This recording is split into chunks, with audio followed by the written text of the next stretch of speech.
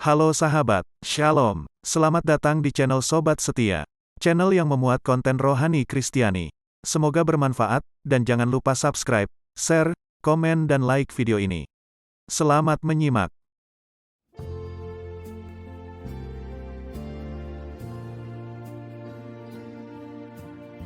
Pada kesempatan yang baik kali ini, saya akan berbagi salah satu materi fundamental iman Kristiani.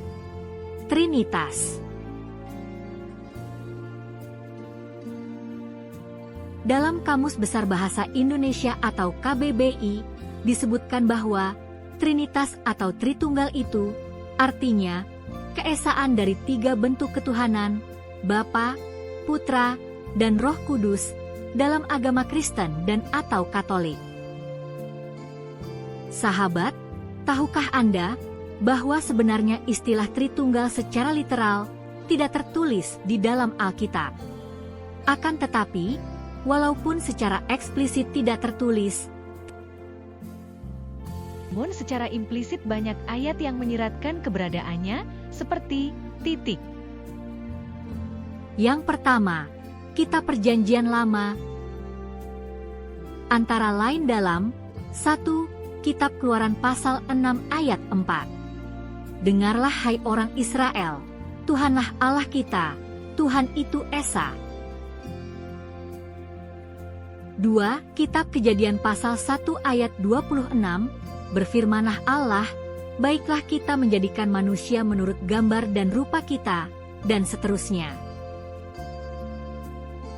3 Kitab Kejadian pasal 3 ayat 22, berfirmanlah Tuhan Allah, sesungguhnya manusia itu telah menjadi sama seperti salah satu dari kita, dan seterusnya. Yang kedua, Kitab Perjanjian Baru, antara lain dalam 1 Injil Markus pasal 12 ayat 29. Jawab Yesus, perintah yang terutama ialah, dengarlah hai orang Israel, Tuhanlah Allah kita, Tuhan itu Esa. 2 Injil Matius pasal 28 ayat 19 dan 20. Karena itu pergilah, jadikanlah semua bangsa muridku, dan baptislah mereka dalam nama Bapa, Anak dan Roh Kudus, dan seterusnya. 3 Surat Rasuli 1 Yohanes pasal 5 ayat 7, sebab ada 3 yang memberi kesaksian di dalam sorga, Bapa, Firman dan Roh Kudus, dan ketiganya adalah satu. Sahabat, istilah Trinitas diadopsi dari bahasa Latin yang merupakan gabungan dari kata Trinus dan Unitas. Trinus artinya tiga dan Unitas artinya kesatuan. Dengan demikian, maka Trinitas artinya Tritunggal. Istilah ini diperkenalkan pada abad kedua oleh salah seorang bapa gereja, Quintus Tertullian, dari Kartago. Beliau merumuskan bahwa Tuhan Allah itu Esa, dalam 3 pribadinya yang tak terpisah. Namun baru pada abad keempat, doktrin Tritunggal ini mendapat tempat resmi dalam teologi Kristen, melalui Konsili Nikea tahun 325 Masehi, disusul Konsili Konstantinopel tahun 381 Masehi, dan Konsili Toledo tahun 589 Masehi. Dogma Trinitas atau Allah Tritunggal adalah doktrin yang mengajarkan bahwa Tuhan Allah itu Esa, yang dalam keesaannya itu terdapat 3 pribadi yang berbeda di dalamnya, yaitu Bapa, Putra dan Roh Kudus. 3 pribadi dalam satu substansi, berbeda namun tak terpisah. Tres persona, in una substantia, discreti non separati.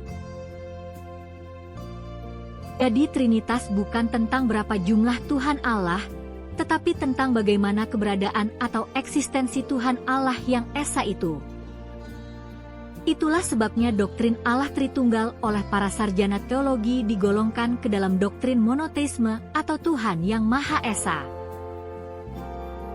Namun tak sedikit juga orang yang agak kesulitan memahami bagaimana mungkin realita yang satu itu tiga, dan tiga itu dalam satu? Maka, untuk memudahkan memahami bagaimana realitas Tritunggal itu, saya berikan sebuah analogi simpel sebagai gambaran sederhana, yaitu eksistensi diri kita, manusia.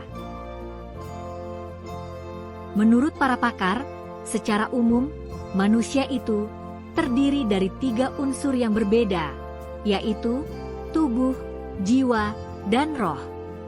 Ketiganya berbeda atau dapat dibedakan, namun tak terpisahkan, dan menyatu dalam satu substansi, manusia. Jadi, kurang lebih, seperti itulah gambaran realitas Tritunggal.